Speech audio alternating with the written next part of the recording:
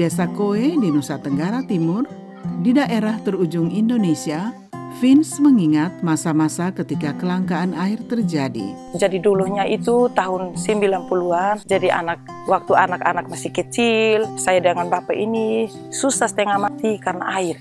Karena masalah air. Karena ketika kita cari air ini sampai berkilo-kilo, jadi anak-anak saya juga jarang mandi. Jadi anak-anak saya juga kadang-kadang yang nomor 3 itu ini terkena penyakit diare. Mungkin karena kurang kebersihan, mungkin karena masalah makan minum.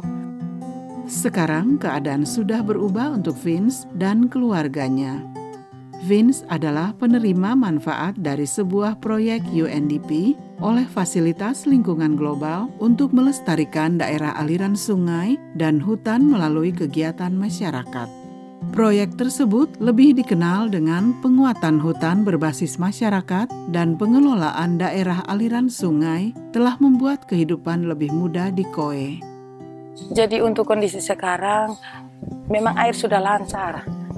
Yang sudah dapat air itu ada yang sudah membuat ini dapur hijau, tanam sayur di depan rumah. Sudah bangga karena ketika ada pesta atau ada kedukaan, mereka tidak susah air lagi.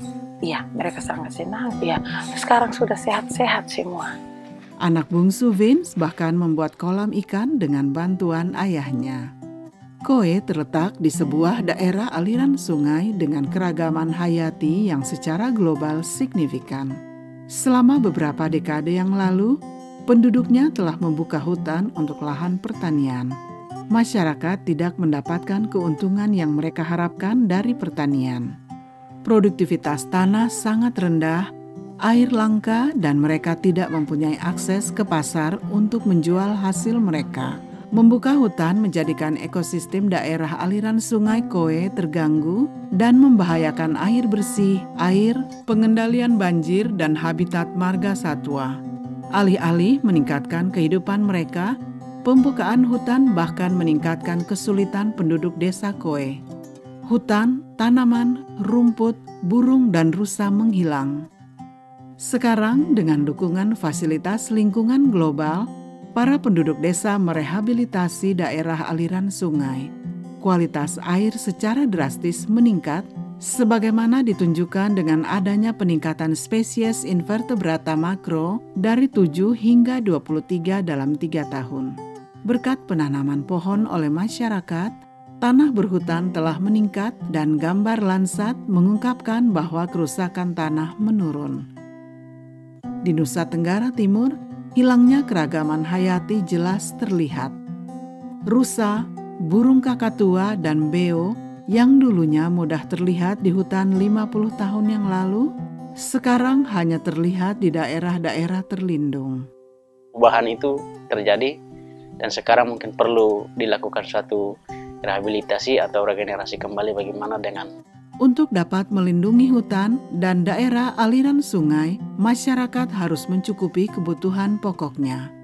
Vince tidak mungkin dapat mendedikasikan waktunya untuk menanam pohon jika dia tidak punya air. Untuk tujuan itu, proyek memberikan pompa dan pipa saluran air dan mendukung para penduduk desa untuk melakukan pertanian hutan dan kegiatan ekonomi baru lain seperti pembibitan, perkebunan, peternakan, pembuatan tais, dan pembuatan madu. Tantangan-tantangan tetap ada, beberapa rumah tangga belum terjangkau oleh pipa saluran air, dan masyarakat sedang berjuang untuk menjual tais mereka. Sekalipun begitu, para penduduk desa mempunyai air bersih dan pendapatan rumah tangga per bulan sejumlah Rp700.000. Melalui proyek ini, UNDP bekerja dengan Dinas Kehutanan di 5 provinsi lain di Indonesia untuk melindungi hutan dan daerah aliran sungai melalui kegiatan masyarakat. Sejauh ini jumlah cakupan hutan di semua lokasi proyek meningkat seluas 74 hektar tiap tahun antara 2009 dan 2013. Proyek tersebut dirancang untuk melengkapi komitmen pemerintah untuk menggunakan $300 juta guna merehabilitasi hutan dan tanah yang rusak di atas 282 daerah aliran sungai yang penting. Dengan 17.508 pulau-pulaunya, Indonesia adalah salah satu dari ke-17 negara dengan keragaman hayati paling banyak di seluruh dunia. Meskipun hanya mewakili 1,3% dari permukaan daratan bumi, negara ini menjadi rumah bagi 11% dari spesies tanaman dunia, 16% dari spesies reptil, dan 10% dari spesies mamalia. Tidak ada negara lain di dunia yang mempunyai lebih banyak spesies mamalia daripada Indonesia. Populasi spesies ikon yang tersisa seperti badak Jawa, orang hutan, dan harimau Sumatera, kelangsungan hidupnya tergantung pada upaya-upaya pelestarian.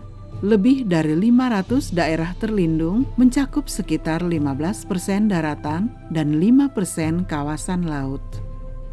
Keragaman hayati ini merupakan kunci untuk menopang perekonomian dan kesejahteraan bangsa Indonesia seperti Vince.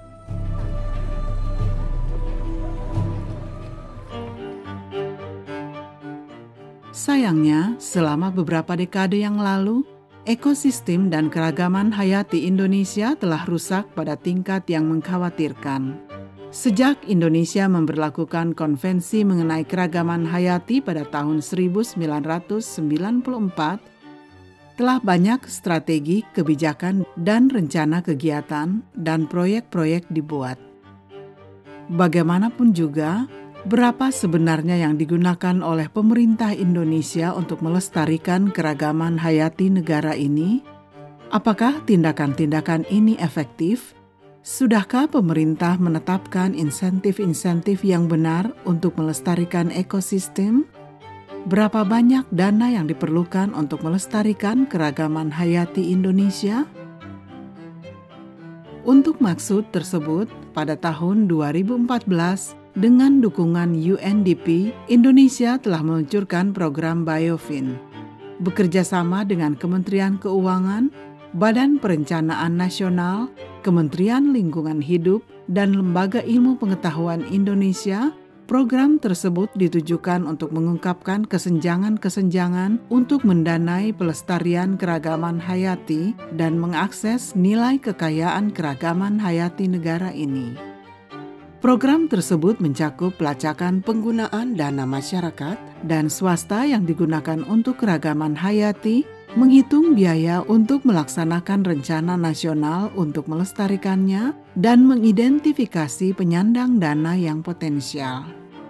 Biofin adalah sebuah program harapan untuk melestarikan salah satu dari hotspot keragaman hayati yang berharga sambil meningkatkan kehidupan rakyat seperti Vince.